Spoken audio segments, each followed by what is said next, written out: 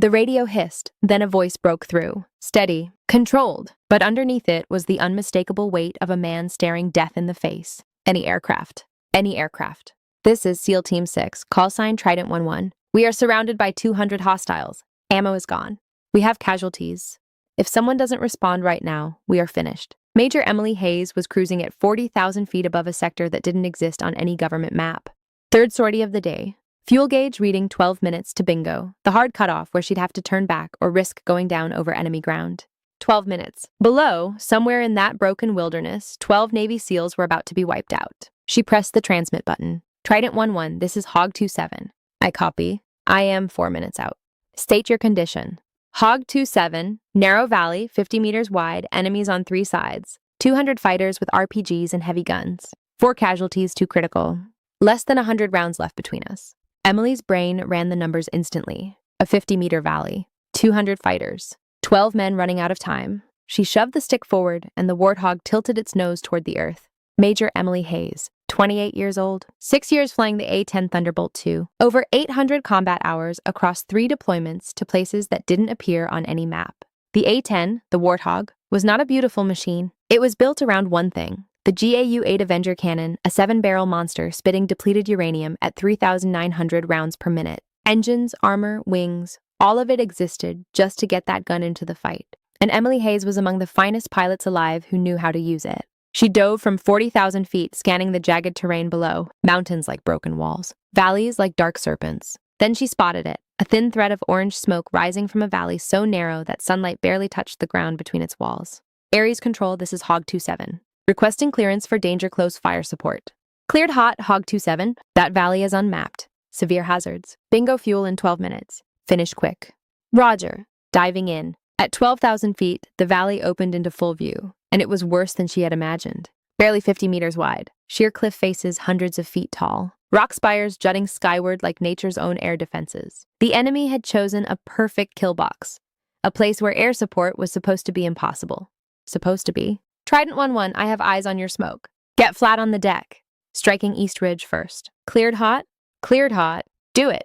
Emily threaded the Warthog between stone columns that could shred a wing with one mistake. The altimeter dropped. 8,000, 6,000, 4,000 feet. Lower than doctrine allowed. Lower than any manual recommended. At 2,000 feet, she squeezed the trigger. The GAU-8 thundered to life. A guttural, earth-shaking roar that soldiers on the ground would describe for the rest of their lives as the most beautiful sound they had ever heard. 65 rounds per second, each the size of a beer bottle, screaming downrange at 3,500 feet per second. 3 seconds. 195 rounds. The eastern ridge ceased to exist. She yanked the stick back, banking hard as a jagged spire whipped past her wingtip close enough to see the cracks in the rock. Excellent hits on East Ridge. Can you hit the west? Coming around. The western run was harder. The ridge pressed closer to the SEAL position, barely 30 meters of clearance. Emily dropped lower, weaving between stone towers, altitude alarm chirping in protest. She silenced it and kept descending. At 2,500 feet, she fired. 3 seconds. 195 rounds. Ammunition stores ignited. Fuel caches erupted. The western ridge dissolved into fire. West side is clear, but the south slope is their stronghold. That's where most of them are. Emily checked her fuel. 5 minutes left. 1 ridge remaining. Trident 11, 1 more pass on the south. Then I have to break off.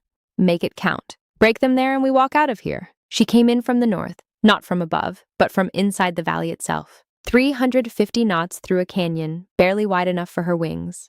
Rock walls blurring past on both sides. Below 500 feet, every alarm screaming. She crossed every line the manual had ever drawn. A narrow gap appeared in the southern ridge, barely wider than her wingspan. One chance. She lined it up, shot through with feet to spare, leveled the nose as the ridge filled her gun sight, and fired. 3 bursts. 3 seconds each. Nearly 600 rounds. The southern ridge was erased. Fighters who had believed themselves untouchable never saw it coming. The GAU-8 swept through their positions like a verdict, shredding bunkers, vehicles, and men who had been certain they were safe. Emily hauled the Warthog out with barely 100 feet to spare. Every alarm in the cockpit was screaming. She climbed, pulled hard, and keyed the radio, breathing steady. Trident 11, I'm Winchester on gun, bingo on fuel. I have to break off. Can you move? A beat of silence. Then, raw and unfiltered through static, the reply came. Hog 27, you just saved 12 lives. Enemies in full retreat. We are moving. Thank you doesn't come close. Stay safe, Trident. Hog 27 RTB. She touched down with less than 2 minutes of fuel remaining. A crowd had gathered at the flight line, unusual for a routine patrol return. Colonel Laura Grant stood waiting.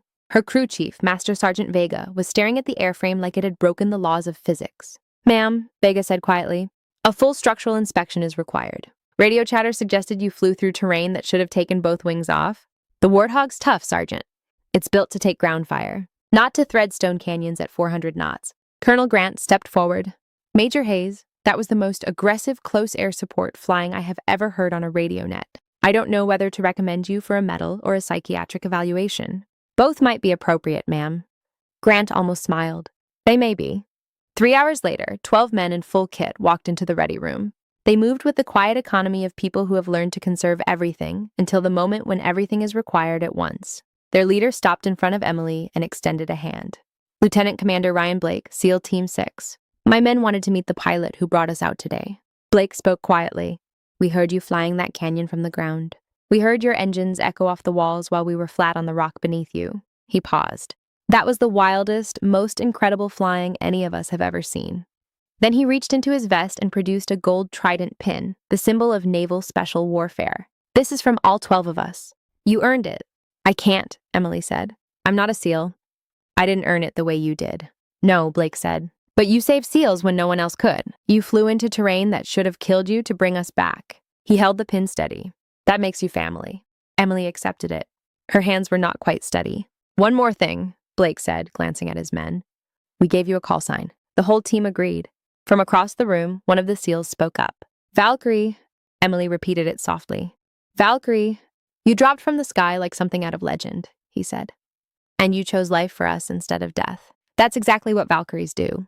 3 days later, a 2-star general Emily had never met was sitting behind Colonel Grant's desk. "General Karen Whitfield, Air Combat Command Headquarters. I've reviewed your gun footage, the SEAL team's report, the structural inspection, and consulted with senior test pilots." She paused. "The consensus is that what you did was either the finest close air support flying in modern history or the most reckless disregard for aviation regulations we have ever documented." A beat. "It was both."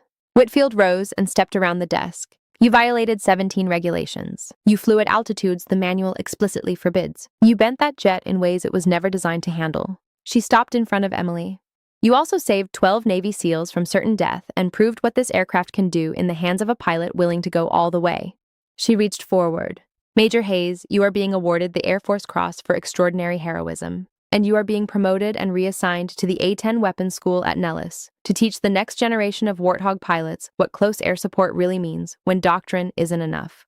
Emily finally found her voice. "I don't know what else to say, ma'am." Whitfield's answer was simple. "Say you'll keep flying like that when Americans need you."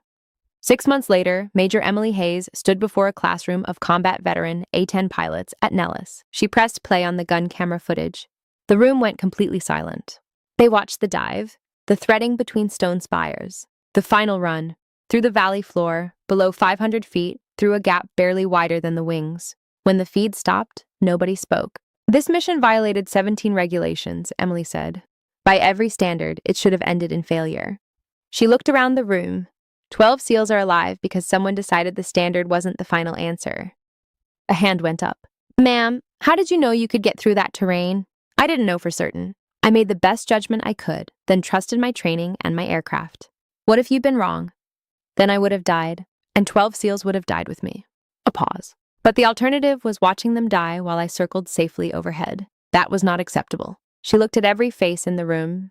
Being a Warthog pilot means flying into the places that make others turn back. Not because you don't understand the danger, but because someone down below is depending on you to get through when nothing else can. In her office, Emily kept 2 things above her desk: a framed SEAL trident and a photograph, 12 men, alive, going home. Underneath them, a line someone had taped to the wall years ago. The paper had been replaced many times. Someone always put a fresh copy back.